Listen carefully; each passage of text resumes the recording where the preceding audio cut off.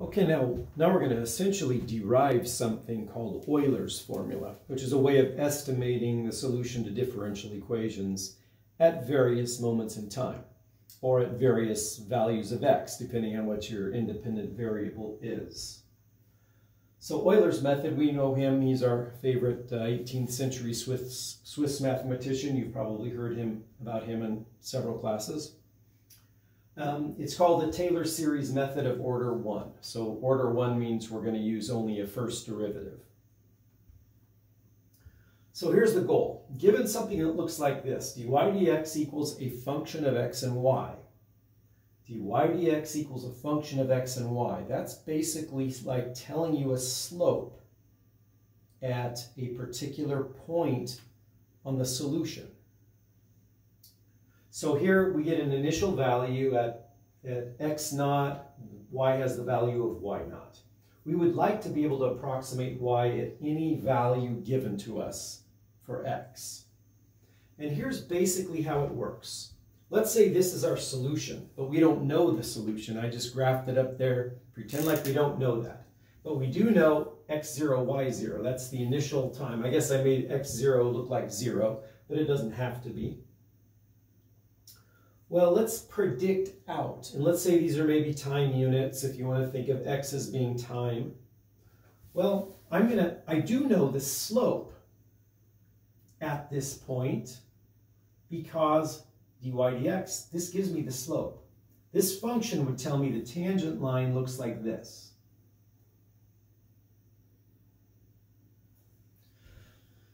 And notice I stopped it at about x1.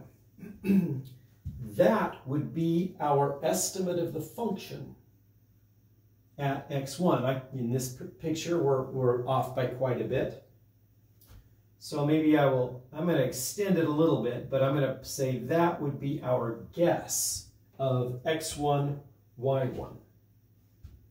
So let's do it one more time with a different color. This would be my estimate, x1, y1. x1 is correct, of course, because we know exactly how much time has passed, but the height is really incorrect. But I'm going to estimate the slope of the function at this point by plugging it in here again.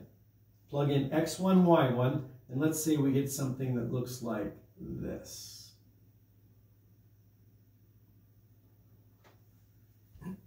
That would be my estimate of x2, y2. That may be slightly optimistic, but and let's just make a few notes here. I'm going to do a horizontal line and a vertical line. And if this is the angle theta right here, we know that the tangent of that angle is, let me write down what this point is. This is x2, y2. x2 we can think of as being correct, but y2, the height of the function, the value of the function, we're obviously off in this picture. And this would be x1, y1, right there. So the tangent of theta would be opposite over adjacent, is going to be y2 minus y1 over x2 minus x1. That's the slope of that line. But we know, we don't have to compute this. We know what the slope of that line is. It's f of x. Let me change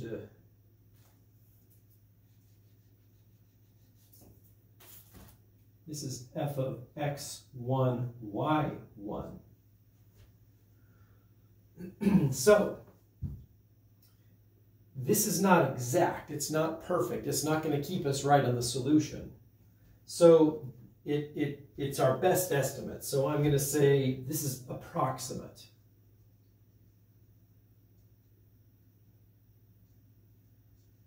Since y1 is an estimate.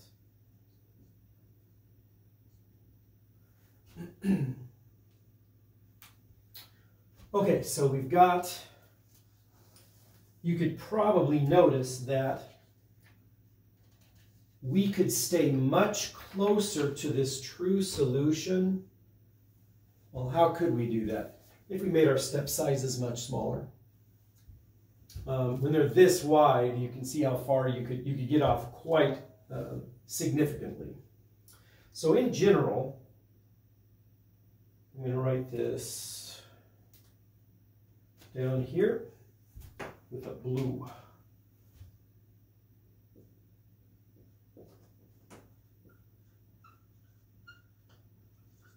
In general, we get f of xi, yi equal to, to get that slope, we're going to look at the next estimate, and we're going to get the slope between 2 points. So it's going to be yi plus 1 minus yi over xi plus 1 minus xi. And it's worth noting, the only unknown here is yi plus 1, this one right here. yi plus 1, the only unknown. Everything else is known. So we could solve for yi. I'm going to carry this up here. So yi plus 1, I think I'll skip all of the algebra here, but if you multiply by this denominator and then add yi, you get yi plus 1 equals yi plus, and then we've got the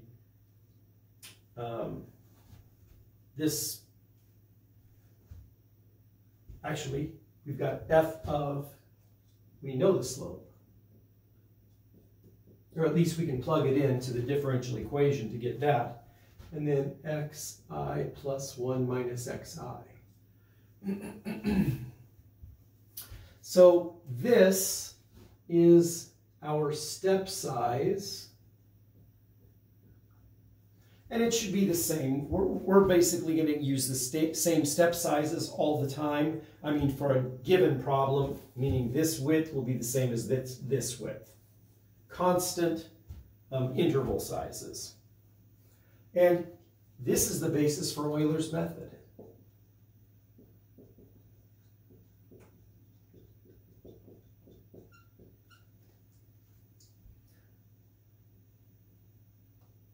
So we have to have a starting position.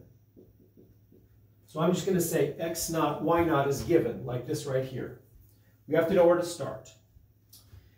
And yi plus 1 is equal to yi plus f xi yi. This time I'm just going to write, the only thing I'm going to do differently is I'm going to use h as the step size.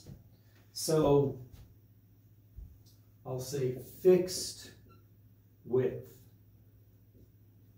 h. So why is this called a Taylor series method of order 1? Well, I'm just going to write a few things down that will look familiar to you. If we take y of x plus h, we used to see that like f of x plus h, y being the function now, equals y of x plus h times y prime of x. And if I went to the next term, it'd be plus 1 over 2 factorial. And we'd have h squared, y double prime of x, plus dot, dot, dot. I'm writing out the Taylor series. The next term would be 1 over 3 factorial, h cubed, third factorial, a third derivative of y with respect to x. So all we're doing is taking the first two terms.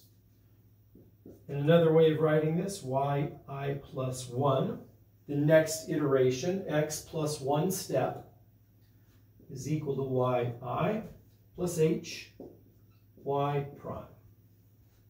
And I could go ahead and write 1 over 2 factorial h squared y double prime plus dot dot dot. And I'm going to write it one more way. yi plus 1 is equal to yi, and instead of y prime, we've got a function that defines y prime for us. Plus h times f of xi yi plus 1 over 2 factorial h squared f prime x I y I plus dot dot dot. Now notice it looks slightly different in that third term because here we have y double prime, y double prime. Here we only have f prime. That's because f is y prime. So this is really a second derivative. But first order means we're just going out to the first derivative. We're ignoring everything past the first derivative. So no matter which of these three ways you write it, we're getting a Taylor series method of order 1. And we'll step through an example in the next video.